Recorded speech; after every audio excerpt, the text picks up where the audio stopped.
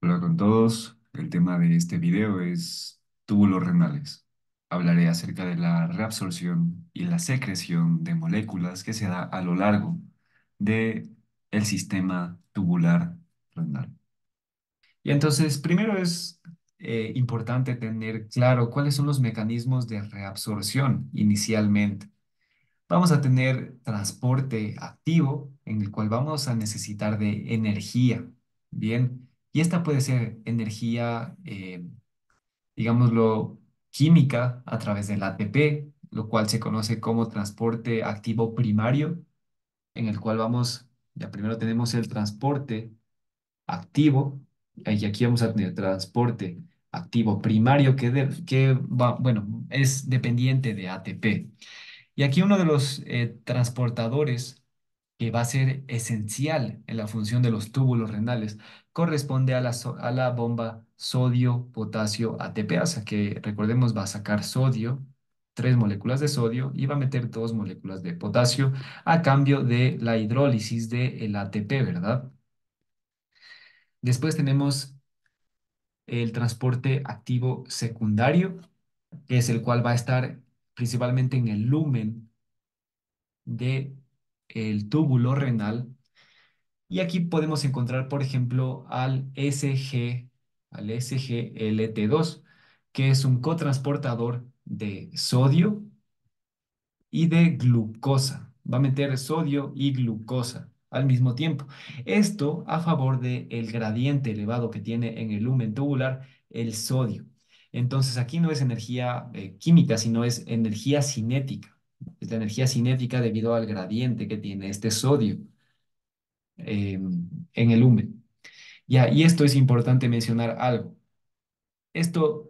Para esto es fundamental la acción de la bomba sodio-potasio ATPasa, puesto que al sacar al sodio del interior de la célula hacia el intersticio y después la circulación, siempre va a mantenerse este gradiente de sodio, ¿verdad? Y entonces siempre va a estar entrando desde el lumen hacia la célula tubular este sodio.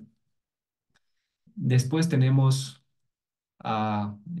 esto corresponde a lo que es transporte activo, que es uno de los principales mecanismos esencialmente en el túbulo proximal. Después vamos a tener la difusión, que puede ser transcelular o también paracelular. Vamos a ver cómo es. Hay algunos canales, ya hay algunos canales. Por ejemplo, el canal INAC, ya el canal epitelial de sodio presente en las células principales del túbulo colector y también del conducto colector, que van a permitir la difusión a favor de su gradiente del sodio a través de un canal presente en la membrana celular hacia el citoplasma. Ya esto es transcelular, es que está pasando por el interior de la célula. Ya entonces este sodio que digamos llegas al intersticio,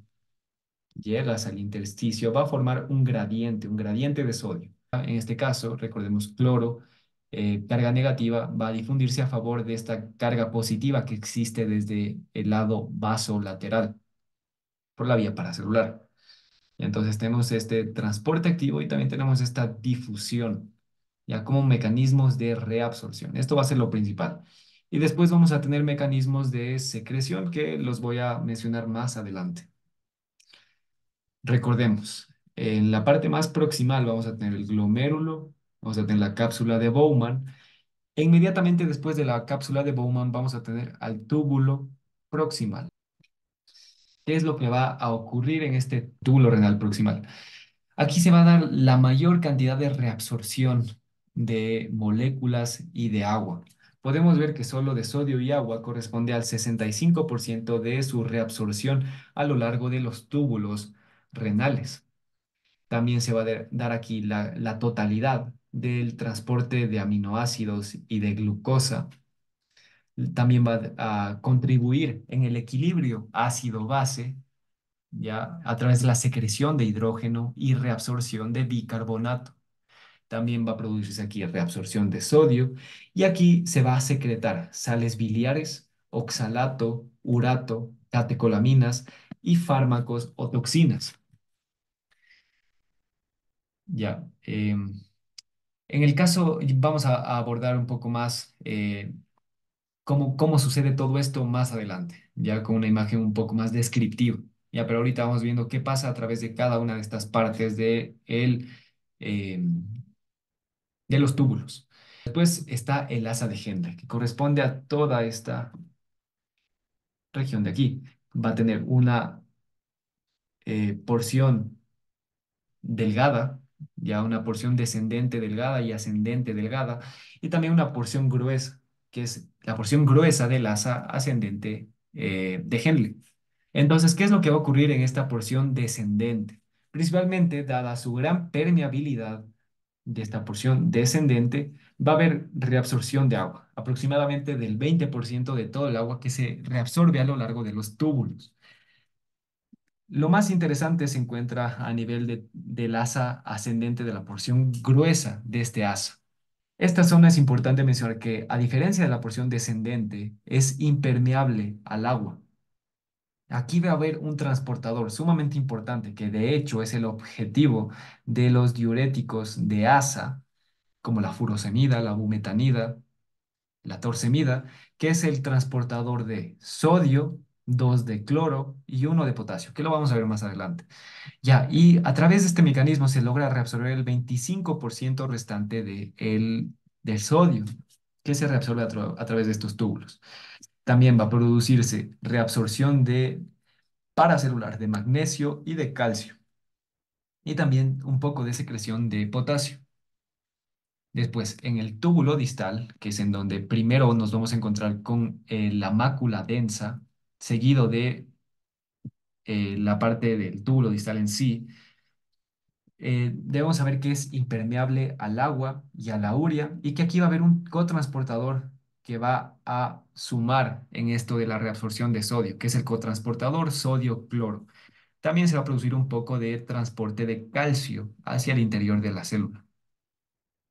Y después tenemos túbulo colector y conducto colector. ¿Qué es lo que va a ocurrir en esto, en estas partes de los túbulos? Vamos a tener dos células principales, y son las células, valga la redundancia, las células principales, ya que es así su nombre, y las células intercaladas. Ya, las células principales son las que principalmente van a estar reguladas por la acción de la aldosterona, y van a reabsorber sodio, van a secretar potasio. Ya reabsorben sodio, pero secretan potasio, excretan potasio. Por otro lado, las células intercaladas, vamos a tener dos tipos, que son las células intercaladas tipo A y las células intercaladas tipo B. Las células intercaladas tipo A van a excretar hidrógeno y las B van a excretar bases. Para hacerlo, para poder recordarlo más fácilmente, A de ácido es porque excretan ácido, B de base es porque excretan bases, como por ejemplo el bicarbonato. Entonces, estas células intercaladas van a ser fundamentales de igual manera en la regulación del equilibrio ácido-base, ya con el objetivo de mantener un pH sanguíneo de entre 7,35 y 7,45. Y el conducto colector, por su parte, también en la parte más proximal de estos conductos colectores van a estar todavía estas células principales y células intercaladas. Pero también es importante mencionar que es la principal zona que va a responder a la ADH, a la hormona antidiurética para la reabsorción de agua en base a diferentes estímulos. Y entonces vamos primero con el túbulo contorneado. ¿Ya qué proteínas o qué transportadores son importantes considerar aquí? Aquí me parece relevante el tener en cuenta a los SGLT2, puesto que son una proteína, un transportador que actualmente está sujeto a bastante investigación a través de estos ensayos con los inhibidores del SGLT2, que son importantes no solo para la diabetes, sino también, por ejemplo, para la insuficiencia cardíaca. Y entonces los SGLT2, ya los Sodium Glucose Transporter número 2 y número uno, que son los que van a estar en los túbulos, van a reabsorber glucosa y sodio, ya son estos cotransportadores. Ya, recordemos que la totalidad de la glucosa en un estado fisiológico va a ser reabsorbida en el túbulo controlado proximal. Por otro lado, tenemos estos transportadores que, bueno, no me sé el nombre, que son XT2, PAD e imino, que son los responsables de la absorción de aminoácidos y de glucosa hacia el interior de la célula. Y eh, recordemos, siempre va a estar esta bomba sodio-potasio ATPase, ya que va a permitir que el sodio salga y entonces el gradiente se mantenga alto dentro de la célula para que pueda reabsorberse sodio. Después tenemos, bueno, mencionar que a favor del gradiente de sodio va a reabsorberse cloro por la vía paracelular. Eso ya sabemos. Después, una de las funciones más importantes del túbulo contenedor proximal es la de permitir la secreción o excreción de hidrógeno, ya para mantener este equilibrio ácido-base.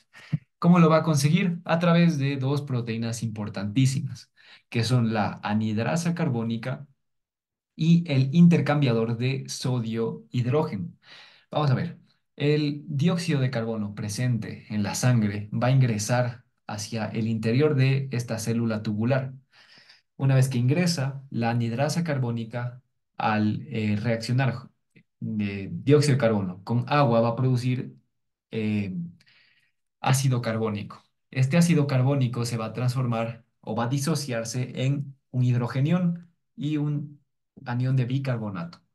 ¿Ya?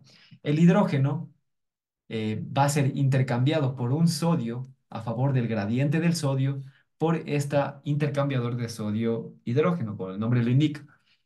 Entonces, de esta manera se excreta hidrógeno. Y por otro lado, el bicarbonato va a ser reabsorbido por esta molécula que se conoce como pendrina, ya que es diferente a la pendrina de la tiroides. Tienen el mismo nombre, pero diferentes funciones.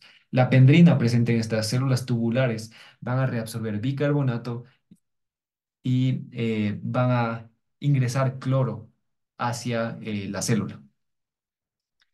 ¿Ya? Eh, Después tenemos estos Organic End-Ion Transporter, que corresponden a estas proteínas fundamentales para excretar fármacos, ya excretar fármacos y también algunos ácidos. Ya, por ejemplo, a través de estos transportadores vamos a lograr secretar ácido úrico, antibióticos como la penicilina y también tiacidas. Ya, ya. Em, Después tenemos esta porción descendente del asa de Henle, que es esta porción delgada, en la cual principalmente se va a reabsorber agua a favor de este gran gradiente de concentración que existe de sodio y de urea presente en la médula renal. Ya, contexto aquí. Recordemos que tenemos corteza medular, corteza renal y médula renal. En la corteza es donde vamos a tener a los glomérulos. Y en la médula es donde principalmente vamos a tener estas largas asas, ya estas largas asas, ya en las cuales en la parte más profunda va a generarse una gran concentración, eh, una concentración altísima de sodio y también de urea, ya cuyo objetivo es el de permitir que el agua sea atraída por esta gran concentración de sodio a través de estas células permeables, de esta zona permeable del asa de Henle, y así se reabsorbe el 20% del agua. Después, en el asa, en la porción ascendente, la porción gruesa del asa ascendente, aquí va a ocurrir igual una de las partes más importantes en la reabsorción de sodio, que corresponde o que se debe a este transportador de un sodio, dos cloros y un potasio. Ya, entonces, este va a absorber sodio, dos iones de cloro y uno de potasio. Ya, y entonces recordemos, aquí olvidé dibujar a la bomba sodio-potasio ATPasa que va a sacar sodio y va a meter potasio, ¿verdad? Ya, este potasio, adicionalmente, vamos a tener una proteína, un transportador en la membrana luminal. Aquí está el lumen tubular, que va a excretar una vez más potasio. Ya lo va a mandar de regreso al fluido tubular. Tal como como excreta, más bien como saca sodio hacia el intersticio, esta bomba sodio-potasio ATPasa, esto va a favorecer, eh, y de igual manera el cloro, ya, principalmente aquí el cloro, va a favorecer que por la vía paracelular ingrese magnesio y calcio hacia el intersticio renal. Después está el túbulo contorneado distal, que recordemos reabsorbe el 5 al 10% del cloruro de sodio total de la filtración glomerular y también reabsorbe calcio. Ya, entonces, aquí, ¿qué es lo que va a suceder? Y antes de eso, recordar lo que es la mácula densa, ¿no? La mácula densa es esta zona con receptores químicos que detecta las concentraciones de sodio y de cloro en el lumen tubular para, dependiendo de eso, activar o no al sistema renina-angiotensina-aldosterona. Y entonces, ¿qué es lo que va a pasar en este túbulo distal? Se va a reabsorber sodio y cloro gracias a este cotransportador de sodio-cloro, ¿ya? Y también va a reabsorberse calcio gracias a esta proteína TRPV5, que bueno, no es importante saberse el nombre, pero lo que sí es importante saber es que vamos a tener en la membrana vasolateral un receptor para una hormona que corresponde a la PTH, a la hormona paratiroidea. La hormona paratiroidea, cuando actúa en este receptor, va a aumentar la expresión de este transportador, con lo cual logra reabsorberse calcio y entonces el calcio va a incrementar en la circulación y ahí va a cumplirse la función de la hormona paratiroidea. Bueno, este es uno de los mecanismos que tiene, ¿no? Pero bueno, aumenta el calcio a través de su reabsorción en el túbulo renal distal. Ya, y después tenemos los túbulos y los conductos colectores, ya que a los cuales se les corresponde el 1 al 2% de la reabsorción de sodio y cloro. Y entonces, en la célula principal, ¿qué es lo que va a ocurrir? Entonces, planteémonos en esta situación. La mácula densa detectó una baja concentración de sodio-cloro en el lumen del túbulo. Entonces dijo, a lo mejor no está filtrando adecuadamente esta nefrona, este glomérulo, porque tal vez hay un bajo flujo renal. Entonces vamos a aumentar el flujo renal. Entonces para ello secreta renina. La renina después va a convertir el angiotensinógeno en angiotensina 1. Después la angiotensina 1 pasa por el pulmón y se vuelve angiotensina 2. Y después esta angiotensina 2 va hacia la glándula suprarrenal, hacia en particular la zona glomerular, para producir aldosterona, para inducir la producción de aldosterona. ¿Qué es lo que va a hacer la aldosterona? ¿Cómo va a compensar este mecanismo? ¿Cómo va a compensar esta disminución aparente del flujo renal? La aldosterona, en la célula principal del túbulo colector y del conducto colector, va a tener un receptor citoplasmático de aldosterona, un receptor de mineralocorticoides, puesto que recordemos que la aldosterona es un mineralocorticoide. Entonces, este receptor se transloca hacia el núcleo y va a aumentar la expresión de este canal epitelial de sodio, ya que está presente en la membrana apical, en la membrana que está en contacto con el fluido tubular. Es el INAC. Y a través de este INAC va a reabsorberse el sodio, ya ingresa el sodio. Y además, otro de los efectos que tiene la aldosterona es permitir la secreción o excreción de potasio a través de este canal ROMC. Y ahí también aumenta la expresión de las bombas sodio-potasio ATPasa para favorecer todo este proceso de reabsorción de sodio y excreción de potasio. Bien. Y por último, en esta célula principal también en los conductos colectores vamos a encontrar este receptor B2. El receptor B2 en la membrana vasolateral va a unirse a la ADH. Recordemos cuándo se libera ADH.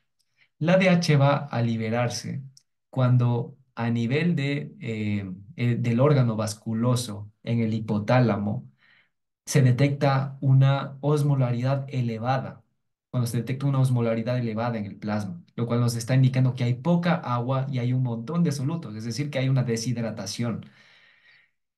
Y de igual manera, otro de los estímulos que conduce a la producción de ADH es la baja presión, una presión baja. ¿Ya? Entonces, bajo estos dos estímulos se produce ADH. La ADH, ¿cómo va a conseguir aumentar o disminuir la osmolaridad y aumentar el flujo en sí, el flujo dentro de los vasos, la sangre dentro de los vasos o el líquido, a través de su unión al receptor V2 en la célula principal, que lo que va a producir es una translocación de la acuaporina 2 en la membrana apical para la reabsorción de agua. Recordemos que la acuaporina es un poro que permite la difusión de agua, ¿verdad?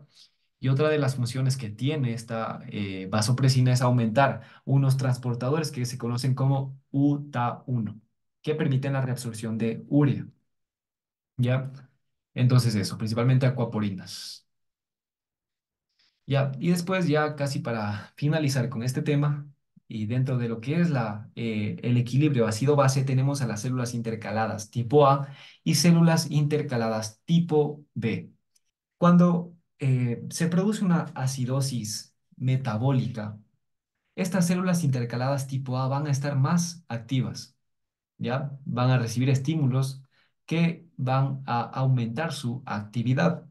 Van a aumentar la expresión de la anhidrasa carbónica, con lo cual a partir de dióxido de carbono y agua, se va a producir ácido carbónico y este se va a disociar en hidrógeno y en bicarbonato. Entonces, la intercalada tipo A, que recordemos, excreta ácidos, va a través de dos proteínas que actúan a través de transporte eh, activo primario, es decir, necesitan ATP, van a excretar o a transportar hacia el lumen y por ende van a excretar al hidrógeno. Bien, excretan al hidrógeno y con ello el hidrógeno se va por la orina.